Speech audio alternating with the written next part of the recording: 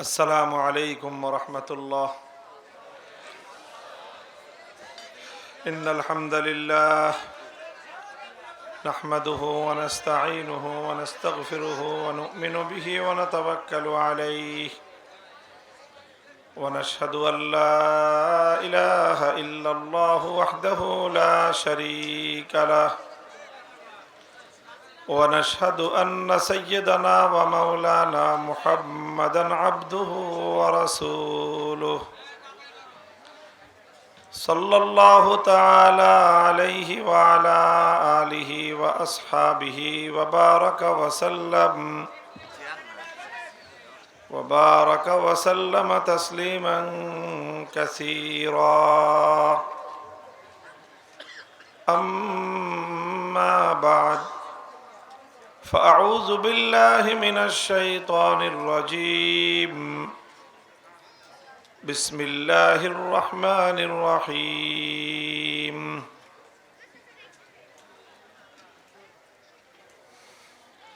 لا يستوي منكم من أنفق من قبل الفتح وقاتل أولئك أعظم درجة من الذين أنفقوا من بعد وقاتلوا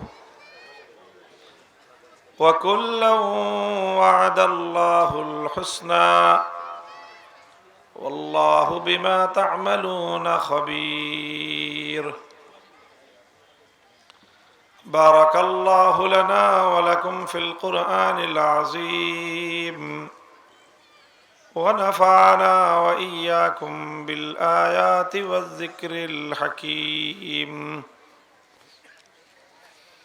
اللهم صل على محمد وعلى آل محمد كما صليت على إبراهيم وعلى آل إبراهيم إنك حميد مجيد. اللهم بارك على محمد وعلى آل محمد كما باركت على إبراهيم وعلى آل إبراهيم إنك حميد مجيد. محترم সভাপতি, উপস্থিত হযরত উলামায়ে কেরাম, সম্মানিত শ্রদ্ধাভাজন বয়োজ্যেষ্ঠ মুরব্বী সাহেবান, সমবেত ইসলাম প্রিয়, কোরআন প্রেমিক, নবী প্রেমিক, তৌহিদি মুসলমান ভাই ও বন্ধুগণ, পর্দার অন্তরালে অবস্থানরত আমার সম্মানিত মা ও বোনেরা,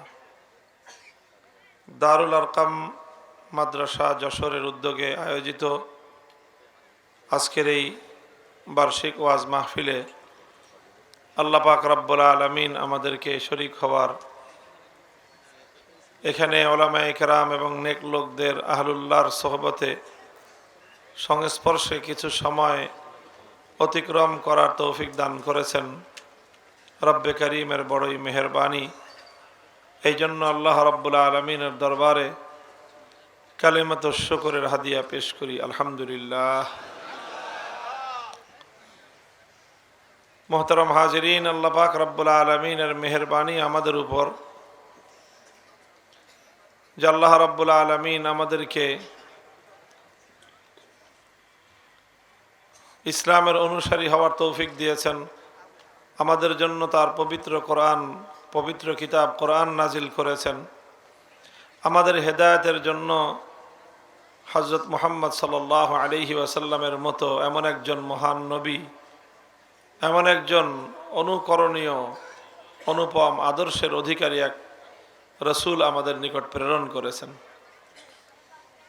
হযরত রাসূল আকরাম সাল্লাল্লাহু আলাইহি ওয়াসাল্লাম আমাদের জীবনের সকল বিষয়ে সুস্পষ্ট একটা নির্দেশনা, একটা গাইডলাইন তিনি আমাদেরকে দিয়ে গেছেন। নবী আকরাম সাল্লাল্লাহু আলাইহি ওয়াসাল্লাম ইরশাদ করেছেন, মানহুমান লা ইয়াশবান, মানহুমুন ফিল ইলমি ওয়া মানহুমুন ফিদ দুনিয়া। দুনিয়াতে আল্লাহ পাক রব্বুল আলামিন মানুষের মধ্যে কিছু স্বভাব দান করেছেন, তার মধ্যে মানুষের মধ্যে ভালো স্বভাবও আছে, আবার খারাপ স্বভাবও আছে। এটা মানুষের মধ্যে সৃষ্টিগতভাবেই এগুলো আল্লাহ পাক দিয়ে রেখেছেন। মানুষের কাজ হলো যে খারাপ স্বভাবগুলো থেকে নিজেকে মুক্ত করা, পবিত্র করা, আর ভালো স্বভাবগুলোকে নিজের মধ্যে প্রতিষ্ঠিত রাখা। এটা হলো মানুষের দায়িত্ব এবং কর্তব্য। যে মানুষ খারাপ স্বভাবগুলোকে দূর করে ভালো স্বভাবগুলোকে নিজের মধ্যে প্রতিষ্ঠিত করতে পারে, সেই মানুষটাই হলো কামিয়াব। আজমালা এক বাহারাদারি ওয়াজবাহা এমনি জেহাব, আজমালা এক বাহারাদারি ওয়াজবাহা এমনি জেহাব, বুগজারাজ হাজ্জে বাহায়েম কিজমালা এক বুগজারি। যে মানুষ তার মধ্যে পশুত্ব আছে, আবার ফেরেশতা সুলভ বৈশিষ্ট্য আছে। যে মানুষ নিজের মধ্য থেকে পশুত্বকে দূর করে ফেরেশতার মতো ভালো আখলাক এবং ভালো স্বভাবগুলোকে নিজে আত্মস্থ করতে পারবে, সেই মানুষটা ফেরেশতার চেয়েও আরো বহু উচ্চ মর্যাদা লাভ করতে পারে। তো সেই ধরনের স্বভাবগুলোর মধ্যে একটা স্বভাবের নাম হলো লোভ। কি নাম? লোভ তো বুঝেন না? লোভ, লালসা বুঝেন আপনারা?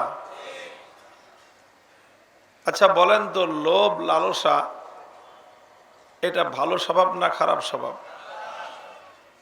আপনারা সবাই একমত যে লোভ লালসা এটা খারাপ স্বভাব, কিন্তু আমি আপনাদের সাথে দ্বিমত করলাম যে লোভ লালসা এটা ভালো স্বভাব।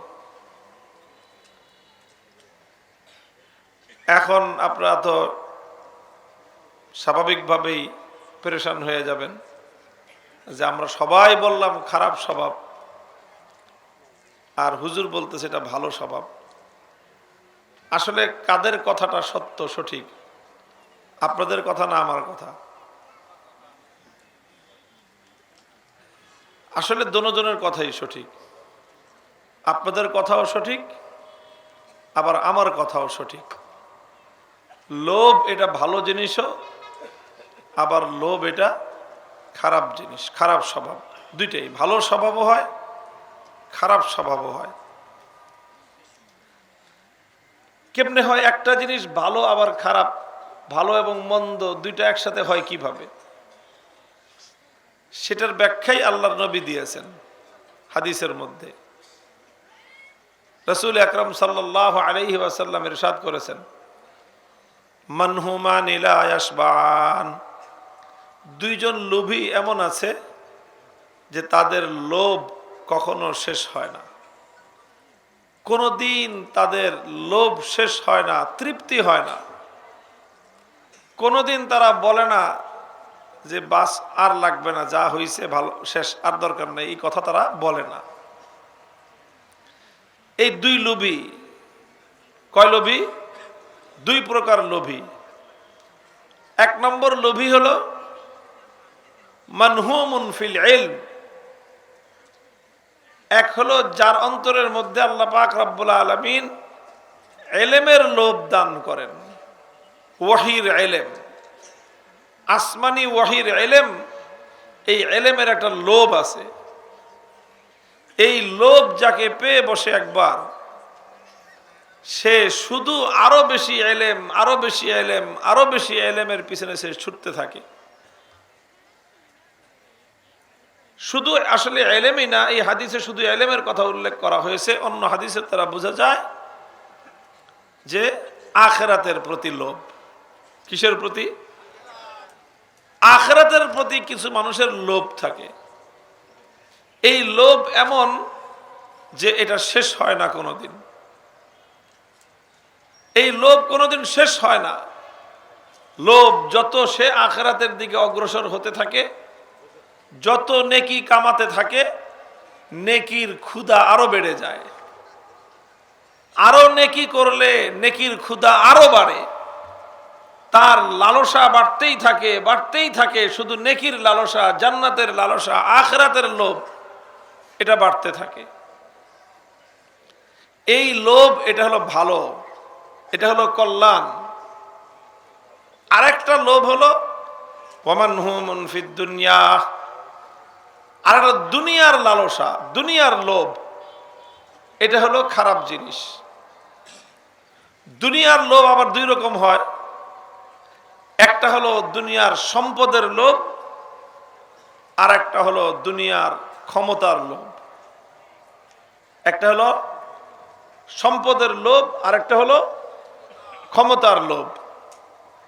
এই দুনিয়ার সম্পদ এবং ক্ষমতার লোভ, এটা খুব খারাপ জিনিস। দেখেন, দুনিয়ার সম্পদ খারাপ জিনিস না, দুনিয়ার ক্ষমতাও খারাপ জিনিস না। খারাপ হলো ক্ষমতার লোভ আর সম্পদের লোভ। আল্লাহ যদি কাউকে সম্পদ দান করেন, অনেক সম্পদ দিছেন, এটা ভালো জিনিস। এই জন্য কোরআনে কারীমের মধ্যে সম্পদকে শব্দ যেটা বলা হয়েছে সেটা হলো খায়র। ইন্নাহু লিহুব্বিল খায়রি লাশাদীদ, যে সম্পদ মানে হলো ভালো। তো সম্পদকে আল্লাহ পাক কোরআনে কারীমের মধ্যে খায়ের শব্দের দ্বারা ব্যাখ্যা করেছেন, ব্যক্ত করেছেন। খায়ের মানে তো আপনারা অনেকেই বুঝবেন, খায়ের মানে হলো কল্যাণ। তো সম্পদকে কিন্তু আল্লাহ পাক কোরআনে কারীমের মধ্যেও কল্যাণকর বলে চিহ্নিত করেছেন। সম্পদ কোনো খারাপ জিনিস না। খারাপ হলো সম্পদের, কি বললাম, সম্পদের লোভটা হলো খারাপ জিনিস। সম্পদের লোভ কেমন জিনিস জানেন? আমার মনে আছে, আমরা তো ঢাকার শহরে জন্ম নিয়েছি, ঢাকার শহরে বড় হয়েছি। তো ঢাকার শহরে তো আর বেশি দূর পর্যন্ত দেখা যায় না। বেশি দূর পর্যন্ত দেখতে হলে মাথা উপরের দিকে তাকাইতে হয়। চারিদিকে বিল্ডিং, ভবন, কত দূর পর্যন্ত দেখা যাবে? তো সোজা উপরের দিকে তাকাইলে আসমান দেখা যায়, আর নিচের দিকে বেশি দূর পর্যন্ত দেখা যায় না।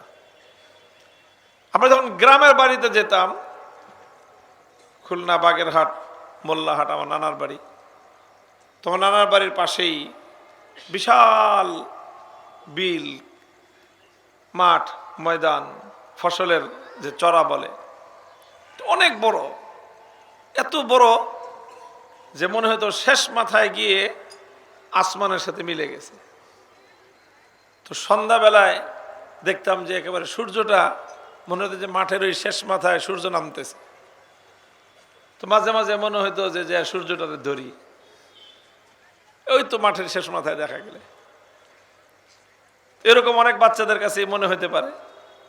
আচ্ছা বলেন তো, কত দূর পর্যন্ত গেলে আসমানটা জমিনের সাথে মিশে গেছে বলে আকাশ হাত দিয়ে ধরা যাবে? কত দূর গেলে বলেন?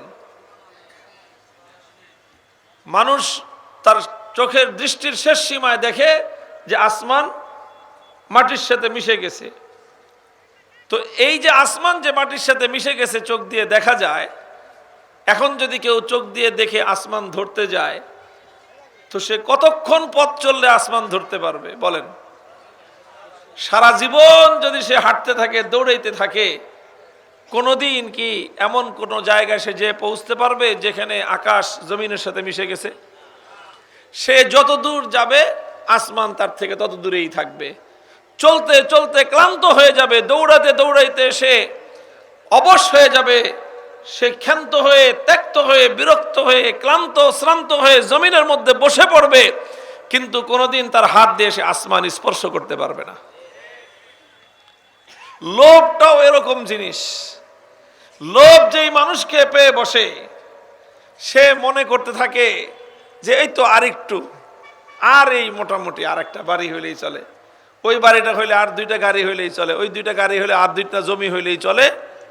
এইভাবে সবসময় তার দৃষ্টির শেষ সীমা পর্যন্ত মনে হয় যে ওটাই হলো আমার সীমান্ত। সে চলতে থাকে চলতে থাকে চলতে থাকে। হাদিসের মধ্যে আল্লাহর নবী বলেছেন, লাউ কানা লিবানি আদম ওয়াদিয়ান মিন যাহাবিন লাতালাবাল আখার। আল্লাহ যদি কোনো লোভী মানুষকে 2 মাঠ ভর্তি, 2টা স্টেডিয়াম ভর্তি স্বর্ণ দিয়ে দেন, কোন কেজি আর টন মনের মাপে না, মাঠ ভর্তি যদি স্বর্ণ দিয়ে দেন, লা তালাবাল আখার, সেই মানুষ বলবে না যে হইছে আর দরকার নাই, বরং তার কাছে মনে হবে যে আরেকটা মাঠ খালি পড়ে রয়েছে, আহারে এই মাঠটাও যদি সোনা দিয়ে ভরে যেত। কি মনে করেন ওই মাঠটা সোনা দিয়ে ভরে গেলে তার তৃপ্তি হয়ে যাবে? না, ওটা যদি স্বর্ণ দিয়ে ভরে যায় তো তার কাছে আর নতুন নতুন ডিমান্ড তার সৃষ্টি হবে, নতুন চাহিদা তার তৈরি হবে, এই চাহিদা তার বাড়তেই থাকবে, বাড়তেই থাকবে। যার যেই লোভীর দুনিয়াতে সম্পদ যত বেশি, সেই লোভীর দুনিয়াতে চাহিদা তার চেয়েও বেশি। বলেন গরিবদের চাহিদা বেশি না সম্পদশালীদের চাহিদা বেশি? যে যত বড় লোক তার চাহিদা তত বেশি। তাহলে বোঝা গেল সম্পদ থাকলেই মানুষের চাহিদা শেষ হয় না। যদি সম্পদ থাকলে চাহিদা শেষ হতো, তাহলে গরিবের চেয়ে বড় লোকের চাহিদা কোনোদিন বেশি হতো না। বরং লোভ এমন একটা জিনিস যে মানুষ যত বেশি সম্পদ অর্জন করে, সে যত বেশি লোভ পূরণ করতে চায়, তার লোভটা আরো বেড়ে যায়। লোভের জিহ্বা এমন যে এটা দিয়ে যদি 3 মণ চাটে, এই জিহ্বা আরো 6 হাত লম্বা হয়, 6 মণ চাটলে জিহ্বা 12 হাত লম্বা হয়, 12 মণ চাটলে 24 হাত লম্বা হয়। চাটতে চাটতে কয়েকজন মানুষ মিলে কোটি কোটি মানুষের সম্পদ লুটপাট করে, সারা দেশের সম্পদ নিজেরা কয়েকজন মিলে ভাগ বাটোয়ারা করে খেয়ে ফেলে। দেশে রাখার জায়গা হয় না, বিদেশে বেগম পাড়া করে, দেশে চুরি করে শেষ হয় না, সে এমন জায়গায় নিয়ে চুরি করে রাখছে যেখানে সম্পদ রাখার জায়গা নাই। এরপরে চুরি করতে করতে চুরির কোনোদিন শেষ হয় না। গোটা দেশের মানুষ দেউলিয়া হয়ে যায়, চোরের চাকার স্বভাব শেষ হয় না। এটাই হলো সম্পদের লোভ। সম্পদের লোভ। এই জন্য আল্লাহর পয়গম্বর বলেছেন, লা ইয়ামলাউ ফামাল ইনসানি ইল্লা তুরাব। দুনিয়াতে মানুষের লোভ শেষ করার মতো, মানুষের লোভ নিয়ন্ত্রণ করার মতো কোনো জিনিস নাই, যেটা খাওয়ার পর মানুষ বলবে যে না আর খাওয়ার দরকার নাই। দুনিয়াতে এমন কোনো জিনিসই নাই যে সে যত খায় আরো চায়, যত খায় আরো চায়, যত খায় আরো চায়। সারা দেশেরটা ওলট পালট করে তেমা লুটে পুটে খাই। এই সব খাওয়ার পরেও তার খাওয়ার চাহিদা শেষ হয় না। একটা জিনিস খাওয়ার পরেই তার এই খাই খাই স্বভাব বন্ধ হবে, সেটা আল্লাহর কোরআন, আল্লাহর নবী বলেছেন, কবরের মাটি। কবরের মাটি খাওয়ার আগ পর্যন্ত লোভীর লোভ কোনোদিন শেষ হবে না। যেদিন ওর মুখের মধ্যে কবরের মাটি ঢুকবে, সেই দিন বলবে যে না আর লাগবে না, হয়েছে। আল্লাহ আমাদেরকে সেই দিনের আগেই সংশোধন হওয়ার তৌফিক দান করেন। এক হলো এই সম্পদের লোভ, আর একটা হলো ক্ষমতার লোভ।